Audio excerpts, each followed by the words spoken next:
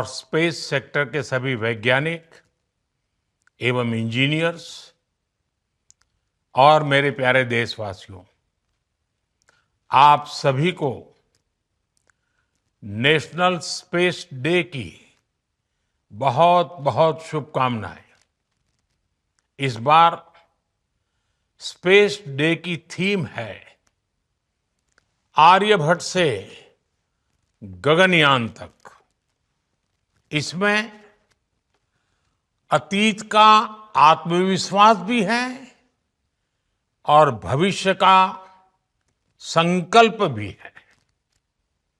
आज हम देख रहे हैं इतने कम समय में ही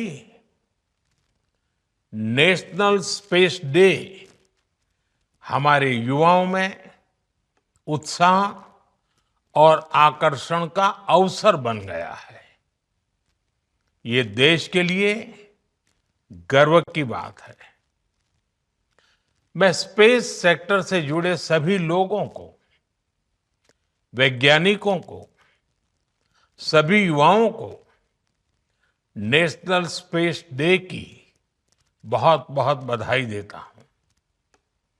अभी भारत ने international olympiad on astronomy and astrophysics उसकी मेजबानी भी की है।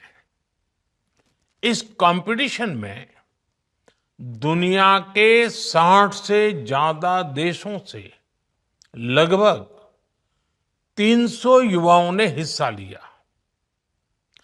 भारत के युवाओं ने मेडल भी जीते। ये ओलंपियाड स्पेस सेक्टर में भारत की उभरती लीडरशिप का प्रतीक है। साथियों, मुझे खुशी है कि युवा साथियों में स्पेस के प्रति रुचि बढ़ाने के लिए इसरो द्वारा भारतीय अंतरिक्ष हैकाथॉन और रोबोटिक्स चैलेंज जैसी पहल भी की गई है। मैं इन प्रतिस्पर्धाओं में हिस्सा लेने वाले स्टूडेंट्स और विजेताओं को बहुत बहुत बधाई देता हूं। फ्रेंड्स, स्पेस सेक्टर में एक के बाद एक नए माइलस्टोन गणना, ये भारत और भारत के वैज्ञानिकों का स्वभाव बन गया है। 2 साल पहले ही भारत पहला ऐसा देश बना था जिसने चंद्रमा के साउथ पोल पर पहुंचने का इतिहास रचा।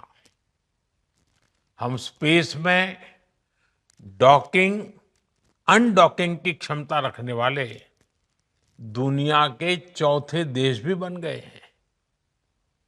अभी 3 दिन पहले ही मेरी ग्रुप कैप्टन शुभांशु शुक्ला से मुलाकात हुई है। उन्होंने इंटरनेशनल स्पेस स्टेशन पर तिरंगा फहराकर हर भारतीय को गर्व से भर दिया। जब वो तिरंगा मुझे दिखा रहे थे, वो जो पल थी, जो अनुभूति थी, वो शब्दों से परे है। ग्रुप कैप्टन शुभांशु से हुई चर्चा में मैंने नए भारत के युवा के असीम हौसले और अनंत सपनों को देखा है। इन सपनों को आगे बढ़ाने के लिए हम भारत का एस्ट्रोनॉट पूल भी तैयार करने जा रहे हैं।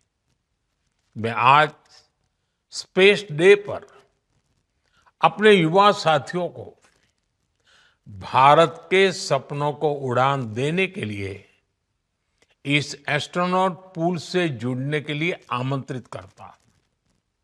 साथियों, आज भारत सेमी क्रायोजेनिक इंजन और इलेक्ट्रिक प्रोपल्शन जैसी ब्रेक थ्रू टेक्नोलॉजी में तेजी से आगे बढ़ रहा है।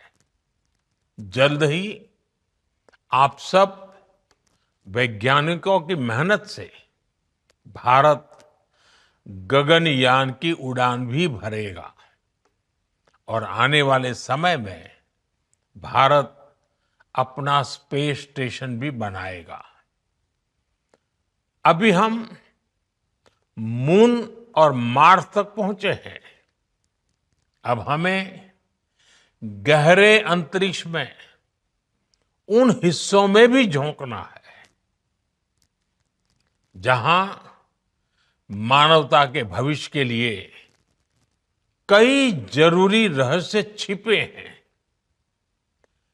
बियॉन्ड गैलेक्सीज लाइज अवर होराइजन। साथियों, अनंत अंतरिक्ष हमें हमेशा ये एहसास दिलाता है कि वहां कोई भी पड़ाव अंतिम पड़ाव नहीं है। मैं मानता हूं स्पेस सेक्टर में पॉलिसी लेवल पर भी कहीं कोई आखिरी ठहराव नहीं होना चाहिए। और इसलिए मैंने लाल किले से कहा था, हमारा रास्ता रिफॉर्म, परफॉर्म और ट्रांसफॉर्म का रास्ता है। इसलिए बीते 11 वर्षों में देश ने स्पेस सेक्टर में एक के बाद एक लगातार बड़े रिफॉर्म्स किए हैं। एक समय था जब स्पेस जैसे फ्यूचरिस्टिक सेक्टर को देश में अनेक पाबंदियों से बांध दिया गया था। हमने इन बेड़ियों को खोला। हमने प्राइवेट सेक्टर को स्पेस टेक में परमिशन दी। और आज देखिए, देश में 350 से ज्यादा स्टार्टअप्स स्पेस टेक के इनोवेशन और एक्सेलरेशन का इंजन बनकर उभर रहे हैं। इस कार्यक्रम में भी उनकी बढ़ चढ़ करके उपस्थिति दिख रही है। हमारे प्राइवेट सेक्टर द्वारा बनाया गया पहला पीएसएलवी रॉकेट भी जल्द ही लॉन्च किया जाएगा। मुझे खुशी है कि भारत की पहली प्राइवेट कम्युनिकेशन सैटेलाइट भी बनाई जा रही है।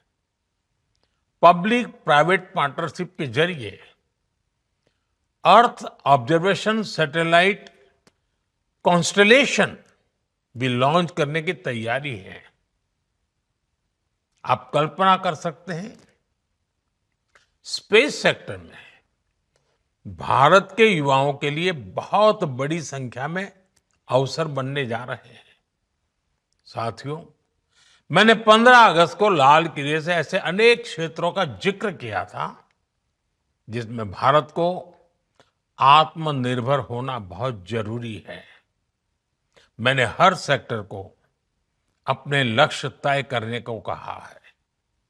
आज स्पेस डे के दिन मैं देश के स्पेस स्टार्टअप से कहूंगा, क्या हम स्पेस सेक्टर में अगले 5 वर्षों में 5 यूनिकॉर्न खड़े कर सकते हैं?